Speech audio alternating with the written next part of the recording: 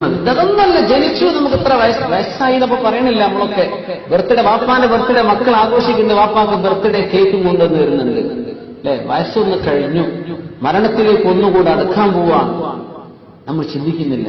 പക്ഷെ ആ ആചാരം നമ്മുടേതാണോ? ഇസ്ലാമിന്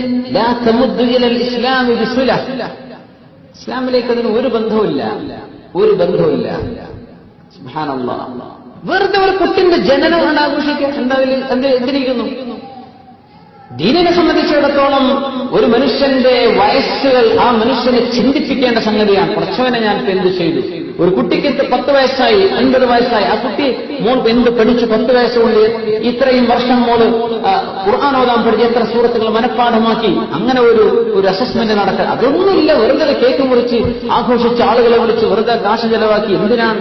ദീനിന്റെ പുറത്താണ് പിശാച് അതൊക്കെ ചെയ്തില്ലെങ്കിൽ നമ്മളൊക്കെ ഒരു ലോകം തിരിയാത്ത ആൾക്കാരാണോ എന്ന് മറ്റുള്ളവർ വിചാരിച്ചേക്കും. അതുകൊണ്ട് നമ്മളും പറയാ, കുട്ടിന്റെ ബർത്ത്ഡേ ഉണ്ടോ, നിങ്ങളൊക്കെ വരണം, ഒരു ഇൻവിറ്റേഷൻ ലെറ്ററും കൊടുത്തേക്കാം സ്കൂളിലെ എല്ലാ കുട്ടികൾക്കും. സുബ്ഹാനല്ലാഹ്.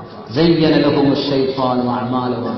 പിശാച് ഇതൊക്കെ നല്ല കാര്യങ്ങളാണെന്ന് മനുഷ്യർക്ക് ഇങ്ങനെ ഭംഗിയാക്കി കൊടുക്കുകയാണ്.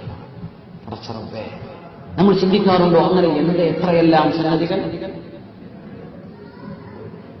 അല്ലാഹുവിനോട് പറയാണ്, പടച്ചവനെ, ഗൈറിൽ മഗ്ദൂബി അലൈഹിം വലദ്ദാല്ലീൻ, ജൂതന്മാരുടെയും ക്രിസ്ത്യാനികളുടെയും ആചാരങ്ങൾ ഞങ്ങൾക്ക് വേണ്ട പടച്ചവനെ, നിന്റെ മുഅ്മിനീങ്ങളും സ്വാലിഹീങ്ങളുമായ ഇബാദുകൾ പോയ ആ വഴിയിലേക്ക് ഞങ്ങൾക്ക് ഹിദായത്ത് തരയണമേ എന്ന ഒരൊറ്റ ദുആഇന് വേണ്ടിയാണ് നമ്മൾ ബിസ്മില്ലാഹിർ റഹ്മാനിർ റഹീം അൽഹംദുലില്ലാഹി റബ്ബിൽ ആലമീൻ അർറഹ്മാനിർ റഹീം മാലികി യൗമിദ്ദീൻ ഇയ്യാക നഅ്ബുദു വ ഇയ്യാക നസ്തഈൻ 5 ആയത്തുകൾ പറഞ്ഞ് ഇഹ്ദിനസ് സിറാത്തൽ മുസ്തഖീം സിറാത്തൽ ലദീന അൻഅംത അലൈഹിം ഗൈറിൽ മഗ്ദൂബി അലൈഹിം വലദ്ദാല്ലീൻ.